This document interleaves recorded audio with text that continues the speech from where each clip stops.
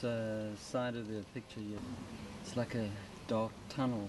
Like these lines over here just feel like boxed in. We will move into an area called Manenberg. That's why I use this black color here, because now we're sitting there with now people like now hope, no future. As the times go on, I just keep it in my heart for remembrance, but every time I think about it, I become angry. I used to speak in a very, very aggressive way. That was because I was very, very angry and very, very bitter. We didn't realize that we had so much anger within ourselves. Ek ly aan 'n skuldgevoel. My aandeel aan die apartheidsjare kan ek nie ontken nie. En ek het altyd hierdie behoefte gehad, veral in die laaste jare, dat ek graag met mense van ander rassegroepe wil praat en ook my eie hart wil skoonmaak van sy emosies van skuld. It seemed to me that we all had a story to tell about the apartheid years, about our experience of what had happened in South Africa. And it was clear that we would not create a very nice society if, in fact, we were filled with hatred and bitterness and self-pity and desire for revenge. We began to experiment with a model that we called from the beginning a healing of the memories workshop. And key to it is this safe space. Key to it is storytelling. It is storytelling in the context of journey. We're delighted that you're here. This workshop is a journey. It's a journey that is going to focus not so much on what we think, but on what we feel. And often through the workshop we'll be asking you, how do you feel? Your heroic determination, your commitment to justice, viva, have broken down the chains of apartheid. Oh, Aziko, finish, Pelile. all you people, the truth is coming, release and soften your, all you people, the truth is coming. The drums always send shivers down my spine. All the things that happened in the 70s, that is the pain, the anger that I was carrying because I didn't have the place to let it out. It's difficult and it's painful, I think, for the majority to watch the drama. And even though I didn't live through apartheid, I cry at the drama. It's just an emotional trigger that often throws people into a memory space, and not in pleasant ways.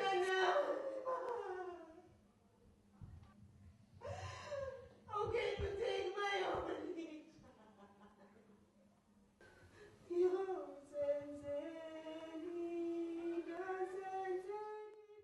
I cried. I remember when the lady played the crying mother. I cried. I cried for all the pain of the apartheid that affected my life. I cried because of all the anger and remembering things I saw, how it affected my life, how it affected my childhood, how it affected me growing up and being moved from from town to Manenberg, and how this Manenberg destroyed my life, how because of the apartheid it destroyed my life. Into sayenza ke namhlanje sizawusebenzisa ukuzonga. Umuntu ngamnye besicela ukuthi ke asebenzise elaphepha azobe ibali lakhe. These are the pictures we're going to use when we're working in our small groups.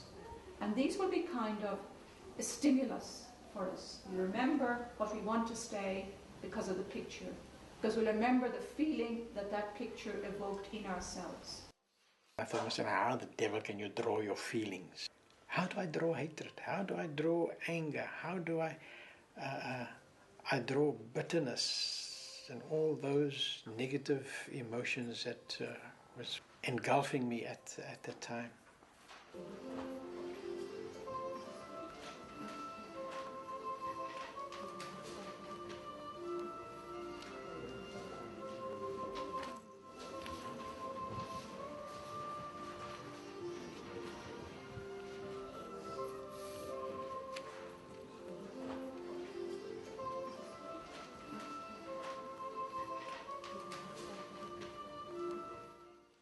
drawing is important because when we are in a circle around the stories, we need something to kind of hang on to. It's hard enough for people to tell their stories, but if we can look at the drawing, then we're all looking down and we're all looking at the drawing, and you can relax.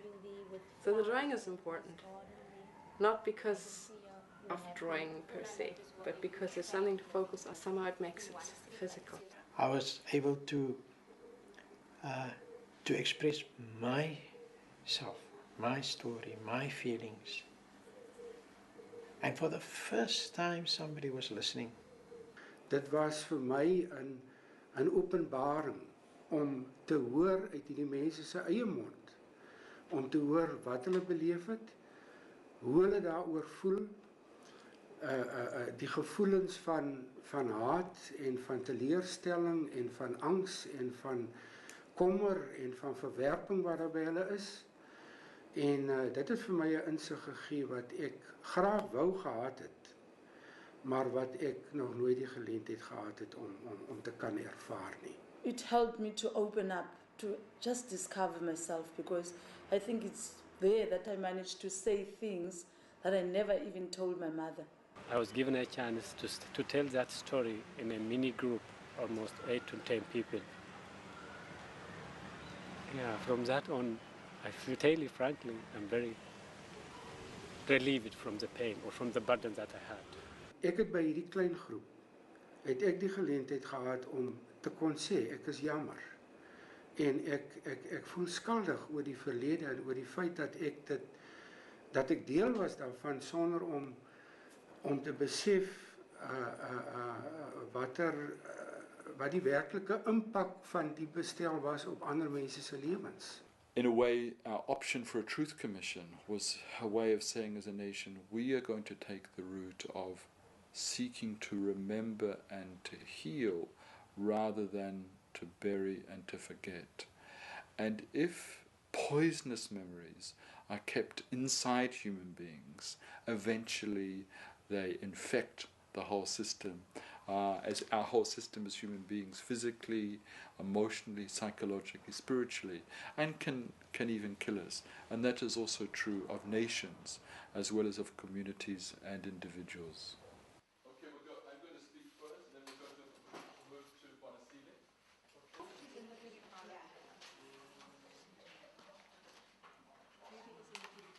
You're looking better than you looked when we first arrived. It seems people are... And I noticed at breakfast there was everybody seemed to be happy to be together. It was good just to relax. And perhaps some of us have never been with people of other races and other communities, just relaxing, like we did last night. But you remember also last night we talked a little bit of their feelings, anger, hatred, fear, guilt, confusion, beautiful feelings and horrible feelings. And we also discussed a bit about forgiveness and about how forgiveness is a journey. It doesn't just happen in an instant. It's also a choice. And remember we said that healing of memories is about acknowledging and laying to rest those things in the past which would destroy us, like hatred and bitterness. Acknowledging, but beginning to let it go, taking from the past that which is life-giving, like hope and faith and courage, and I see brave is also up there as one of the feelings. Now, this is the point of the workshop where the train, which has been concentrating on the past, begins to move towards a new direction. We begin to look towards the future. 'n ander aspek wat ek tog ook net wil uitlig is die finale die laaste dag van die workshop, waar ons 'n geleentheid gehad het om met klei 'n simbool te maak wat 'n bepaalde gevoel moes weerspieël. En dan kon ons agterna die geleentheid kry om te verduidelik wat die simboliek agter dit is wat jy tot stand gebring het, en ook dit aan iemand opdra. Dit was vir my 'n besonder emosionele ervaring.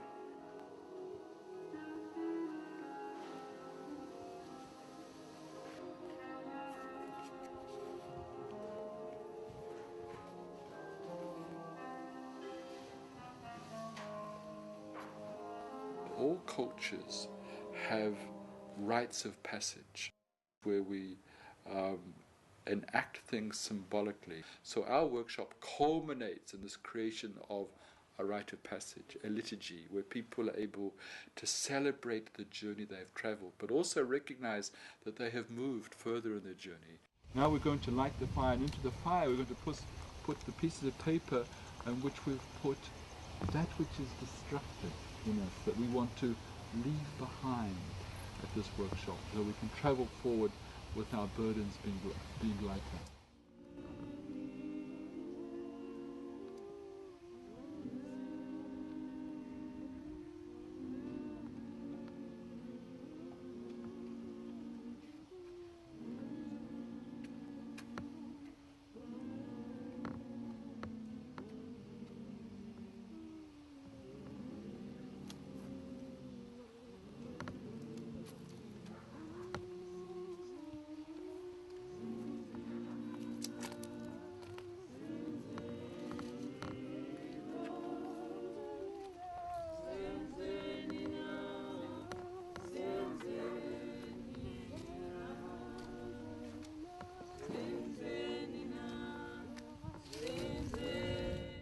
I think what I, up to today, still enjoying the most of the workshop is when we light the candle, the peace symbols. When we come to that part of the workshop, the celebration part of lighting the candle. My peace symbol is a peace dove with an olive branch, and my prayer is that peace will be spread amongst each one of us here on this workshop. The flower is a sign of hope and peace. And I'm lighting my candle in memory of those youngsters who have passed without getting a chance of forgiveness. My symbol of peace and hope to you and to the nation and to the world is a hand and uncurled fingers, which at one time was a clenched fist. I light this candle for the children who have been abused sexually, emotionally, and who is also HIV positive. Since Friday we've been on this journey, and my symbol is a footprint, because every journey begins with the first step. For me it was a very wonderful discovery that even with no hands I was able to draw. But I think the people who made these didn't have clay in mind. So I didn't make a peace symbol, but disability has taught me many lessons. And one is a very simple lesson that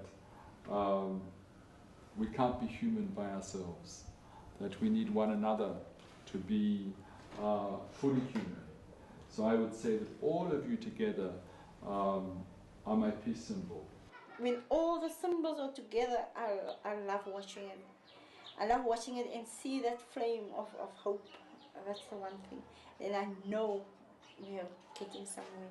We are going, we are going.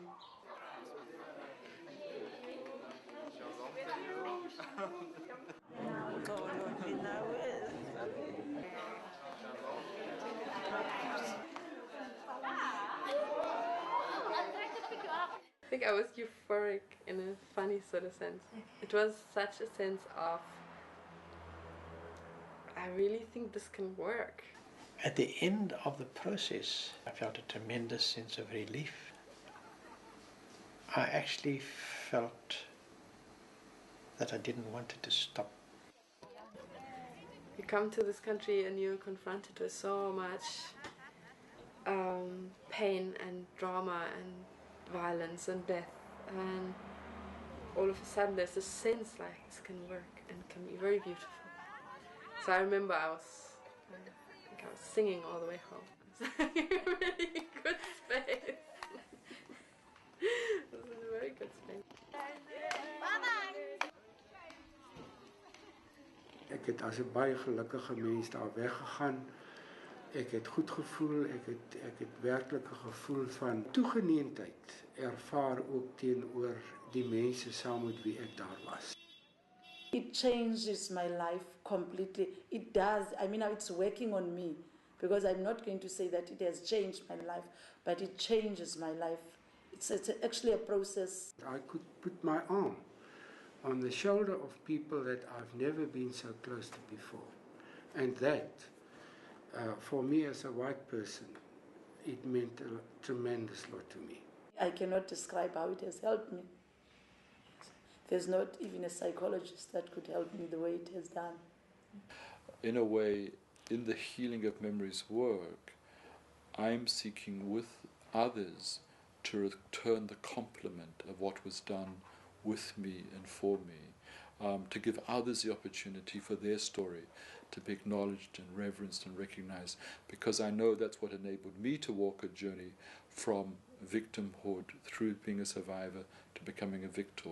And I believe that that is God's will for individuals, communities and nations, that we are able to acknowledge the past and yet not be its prisoner, able to, if you like, all become wounded healers.